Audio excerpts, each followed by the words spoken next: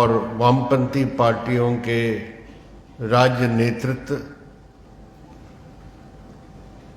साथियों और दोस्तों, मेरे लिए कॉमरेड सीताराम येचुरी के बारे में एक शोक सभा में बोलना बहुत मुश्किल और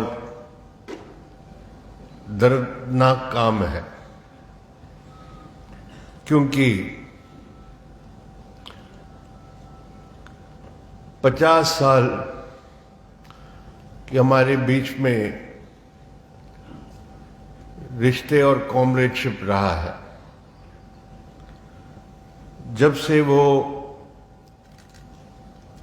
जवाहरलाल नेहरू यूनिवर्सिटी में छात्र बन के आए थे 1973 में, तब से लेके स्टूडेंट्स फेडरेशन ऑफ इंडिया में और उसके बाद मार्क्सवादी कम्युनिस्ट पार्टी में मिलके काम करने का 5 दशक का हमारा घनिष्ठ रिश्ता रहा है।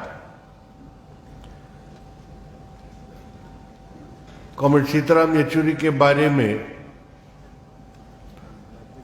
बहुत कुछ कहा जा सकता है। उनके व्यक्तित्व के बारे में, उनके जो काम की शैली रहा है, और जैसे बहुत से लोग पूरे देश में उनके जो भव्य व्यवहार था उसके बारे में लोग प्रशंसा आज कर रहे हैं। लेकिन मैं इस दौर में कॉमरेड सीताराम का जो कम्युनिस्ट आंदोलन के लिए और मार्क्सवाद के लिए, मार्क्सवाद के विचारधारा के लिए उनका जो योगदान रहा है, उसका जो विशिष्ट योगदान रहा है, उसके बारे में मैं कुछ बोलना चाहता हूं। जब सीताराम येचुरी हमारे पार्टी के नेतृत्वकारी इकाइयों में आए, केंद्र कमेटी और पॉलिट ब्यूरो में, तो वो ऐसे समय था जब सोवियत यूनियन का पतन हुआ और विश्व पैमाने पर समाजवाद के लिए धक्का पहुंचा था। 1991 में सोवियत यूनियन का पतन हुआ और 1992 में कॉमरेड सीताराम हमारे पार्टी के पॉलिट ब्यूरो के सदस्य बने। तो उनका पहला बड़ा योगदान ये रहा कि हमारी पार्टी में मार्क्सवाद लेनिनवाद के सिद्धांतों की डिफेंस करना, की रक्षा करना, क्योंकि उस समय दुनिया भर में ये प्रचार हो रहा था कि समाजवाद की खात्मा हुई है, मार्क्सवाद की कुछ अभी प्रासंगिकता नहीं रह गई है। तो हमारी पार्टी में इस पर, हमारे केंद्र कमेटी में हमने चर्चा की कि किस तरह ये वैचारिक जो हमला है कम्युनिस्टों पर और मार्क्सवादियों पर, इसका कैसे सामना किया जाए। और हमारी पार्टी की 14वीं पार्टी कांग्रेस हुई थी जनवरी 1992 में, और उस पार्टी कांग्रेस में हमने वैचारिक मुद्दों पर, आइडियोलॉजिकल इश्यूज पर हमने एक प्रस्ताव पारित किया था, और वो प्रस्ताव में ये बताया गया कि सोवियत संघ के पतन के कारण जो है वो मार्क्सवाद को लागू करने के कारण नहीं है। सोवियत संघ के पतन मार्क्सवाद के भटकाव और समाजवाद के निर्माण में जो गलतियां रही है, त्रुटियां रही है, उसके कारण हुआ है। और इस प्रस्ताव में हम मार्क्सवाद की जो प्रासंगिकता है दुनिया में, जहां साम्राज्यवाद है, जहां पूंजीवाद है, जहां शोषण है, उसके खिलाफ मार्क्सवाद और लेनिनवाद की जो विचारधारा है वही हमारा हथियार है हमारे क्रांतिकारी आंदोलन को आगे बढ़ाने के लिए। ये इस प्रस्ताव का सार था, एसेंस था। और उस प्रस्ताव को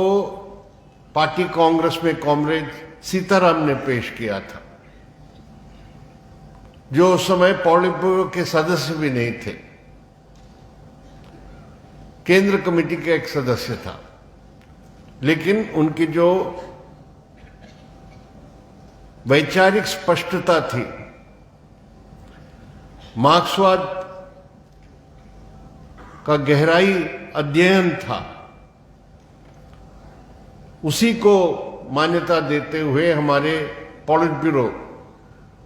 ने तय किया कि उनको ये प्रस्ताव पार्टी कांग्रेस में पेश करना चाहिए।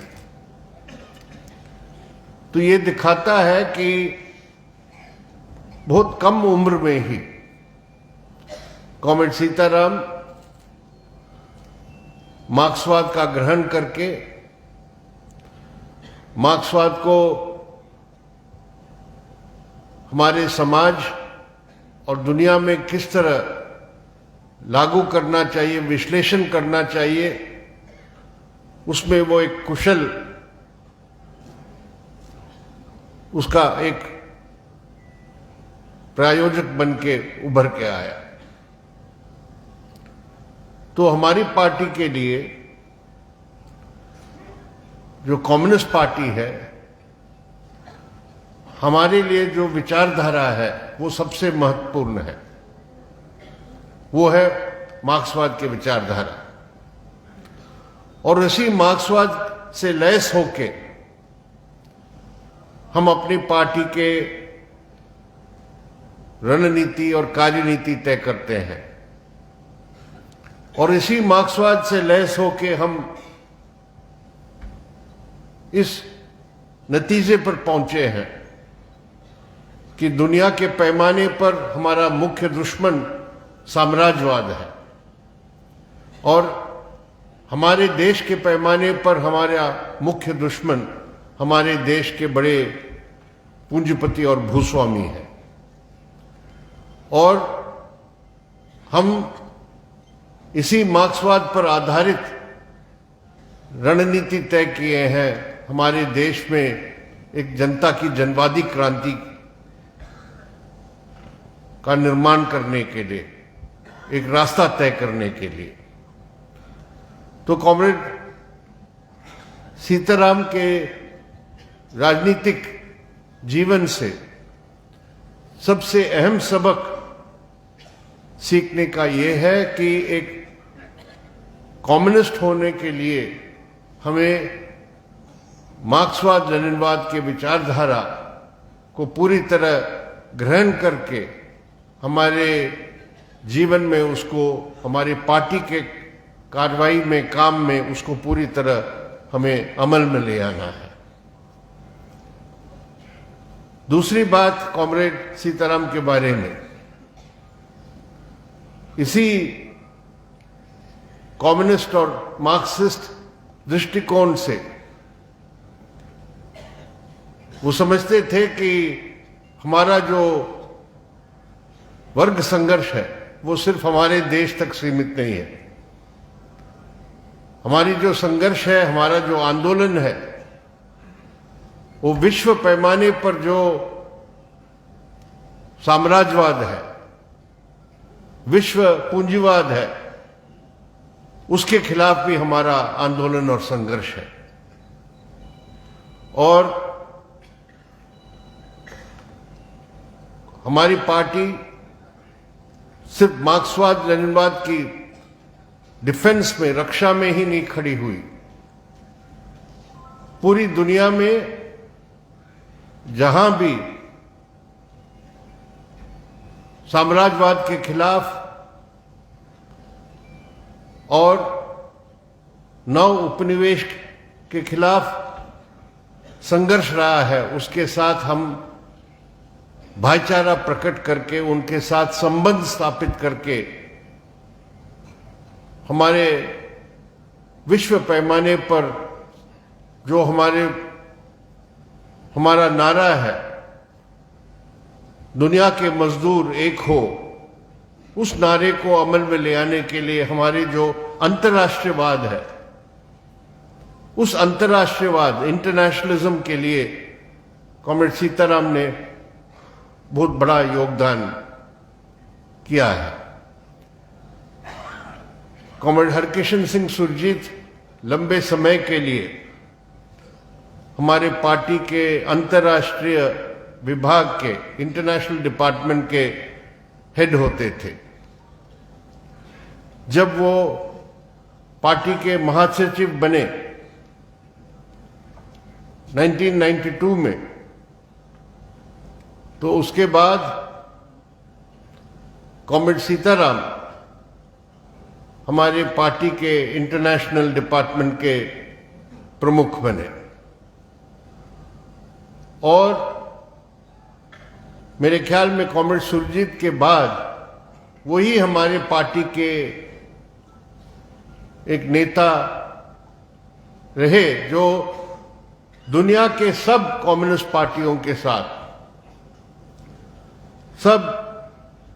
क्रांतिकारी आंदोलन के साथ, सब जो राष्ट्रीय मुक्ति आंदोलन रहे साम्राज्यवाद के खिलाफ, उन सब पार्टी और संगठन के साथ उन्होंने तालमेल स्थापित किया, रिश्ते स्थापित किए। जब उनका अभी निधन हुआ, हमें ज्यादा संदेश आया है विदेशी कम्युनिस्ट पार्टियों के और क्रांतिकारी और प्रगतिशील संगठनों की ओर से, चाहे वो क्यूबा के हो, चाहे वो ब्राजील के हो, चाहे वो वेनेजुएला के हो, चाहे वो रूस के हो, चीन के हो, वियतनाम के हो, कोरिया के हो, वियतनाम, यूरोप के विभिन्न देश के कम्युनिस्ट और प्रगतिशील जितने भी संगठन और पार्टी है, उन्होंने जो संदेश भेजा है उसमें एक समान, एक कॉमन थीम यही है कि ये कॉमरेड हमारे पार्टी और आंदोलन के साथ घनिष्ठ संबंध स्थापित किया है, हमारे साथ भाईचारा का रिश्ता स्थापित किया है, और उनके निधन से हमें भी बहुत क्षति पहुंची है। तो चाहे वो क्यूबा जो है, समाजवादी क्यूबा, जो पिछले 6 दशक से अमेरिकी साम्राज्यवाद को बहादुरी से मुकाबला कर रहा है, उनके ऊपर जो नाकेबंदी हुआ है, हमले होते रहे हैं, उसके खिलाफ हमारी पार्टी के प्रतिनिधि के रूप में हमेशा क्यूबा में जाके उनको समर्थन दिया है। मुझे याद है जब कॉमरेड ज्योति बसु गए थे क्यूबा, तो कॉमरेड सीताराम येचुरी उनके साथ गए थे। जब वो फिडेल कैस्ट्रो से मिले थे कॉमरेड ज्योति बसु, तो कॉमरेड सीताराम उनके साथ थे। और इसी तरह चाहे वो फिलिस्तीनी संघर्ष हो, इजरायली कब्जे के खिलाफ, ऑक्यूपेशन के खिलाफ, कॉमरेड सीताराम फिलिस्तीन गए थे, वेस्ट बैंक गए थे, वहां के फिलिस्तीनी आंदोलन जनता के साथ भाईचारा प्रकट करने के लिए। तो ये दूसरी बात है कि कॉमरेड सीताराम एक सच्चे कम्युनिस्ट होने के नाते अंतर्राष्ट्रवाद को हमेशा का झंडा को ऊपर रखते गए।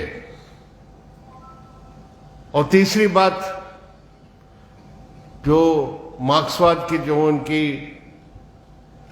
वैचारिक स्पष्टता थी, वो वैचारिक स्पष्टता हमारे देश में भी हमने देखा जब उन्होंने शुरू से 90 के शुरुआत से ही जब हिंदुत्व का जो ताकतों का उभार आया हमारे देश में, जब 92 में बाबरी मस्जिद को ढहाया गया इन ताकतों की ओर से, तब सीताराम येचुरी ने एक छोटी सी किताब लिखी थी,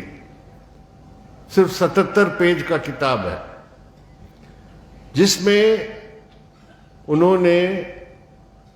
आरएसएस का जो चेहरा है उसको बेनकाब किया। और उन्होंने आरएसएस का जो दूसरा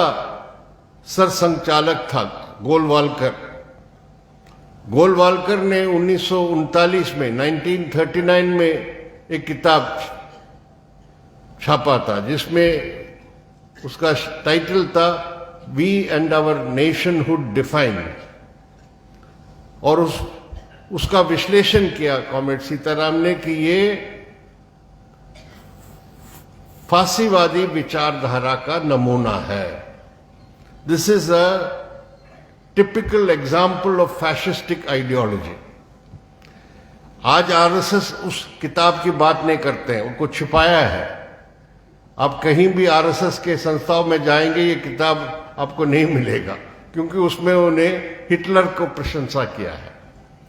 और कहा है कि हिटलर ने जिस तरह यहूदियों को वहां से एलिमिनेट किया जर्मनी से, उससे हमें सबक सीखना चाहिए हमारे देश में कि हिंदुओं को भी ये दूसरे जो लोग हैं यहाँ, जो हमारे समाज के बाहर के लोग हैं, उनके प्रति किस तरह का व्यवहार करना चाहिए, वो हमें जर्मनी से सीखना है। ये इस किताब में लिखा है। तो कॉमरेड सीताराम ने बहुत जल्दी आरएसएस और बीजेपी का चरित्र को समझा, और इसीलिए जब वो हमारे पार्टी के महासचिव बने 2015 में, 2014 में बीजेपी चुनाव जीती थी, मोदी सरकार बन गई थी, और एक साल के बाद हमारी पार्टी के 21वीं कांग्रेस में कॉमरेड सीताराम हमारी पार्टी के जनरल सेक्रेटरी बने। तो हमारी पार्टी का जो कार्यनीतिक लाइन है, भाजपा और आरएसएस के खिलाफ संघर्ष करके भाजपा को परास्त करने के लिए हमारी जो कार्यनीति होना चाहिए, उसके शिल्पी कॉमरेड सीताराम है। और पिछले एक दशक से, करीब एक दशक से जब वो हमारी पार्टी के जनरल सेक्रेटरी रहे हैं, वही पार्टी के राजनीतिक लाइन को लागू करने के लिए उन्होंने हर तरह का प्रयास किया और कॉमरेड सीताराम में ये क्षमता रहा कि हमारे पार्टी की जो राजनीतिक समझ है उस समझ को लेके दूसरे जितने भी सेक्युलर और जनवादी ताकतें हैं उनको इकट्ठा करें, उनके साथ एक मत होके काम करने के लिए सबके साथ मिलके एक व्यापक एकता, तानाशाही के खिलाफ, हिंदुत्व सांप्रदायिकता के खिलाफ उसको इस व्यापक मंच को बनाने के लिए कॉमरेड सीताराम ने जो प्रयास किया वो बाकी सभी हमारे देश के राजनेता और सेक्युलर विपक्षी पार्टियां उसको मानते हैं। कल तमिलनाडु में, चेन्नई में इस तरह के एक शोक सभा कल शाम को हुआ था और उसमें वहां के मुख्यमंत्री और डीएमके के अध्यक्ष एमके स्टालिन ने कॉमरेड सीताराम को श्रद्धांजलि अर्पित करते हुए कहा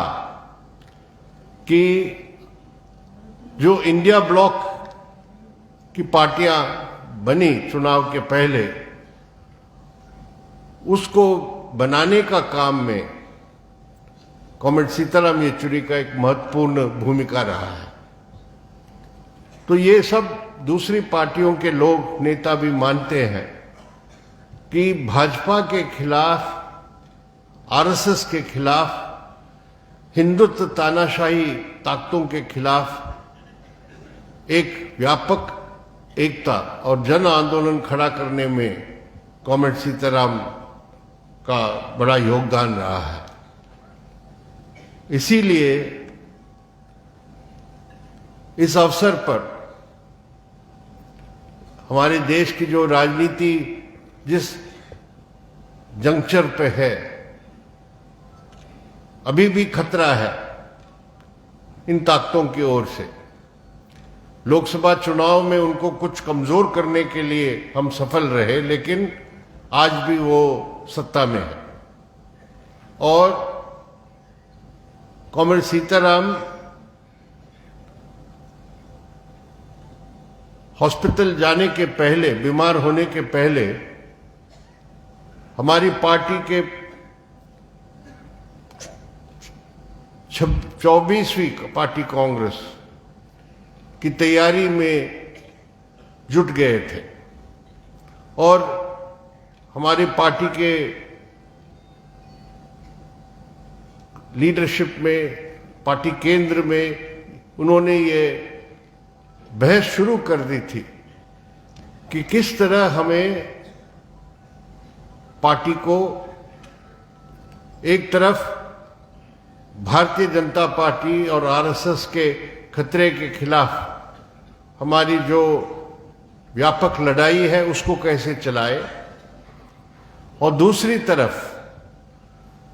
मार्क्सवादी कम्युनिस्ट पार्टी और वामपंथ को कैसे मजबूत किया जाए। उनकी चिंता ये थी कि हमारी पार्टी की जो स्वतंत्र ताकत है, जो स्वतंत्र हमारी जो बढ़त होनी चाहिए, वो उतना नहीं हो पा रहा है। तो पार्टी कांग्रेस में यही हमारा एजेंडा होना चाहिए। ये इस पर हमारी उस समय बहस हो रही थी जब उनको अस्पताल में भर्ती होना पड़ा। तो हमारे ऊपर बहुत बड़ी जिम्मेदारी है अभी कि हमारी कम्युनिस्ट पार्टी,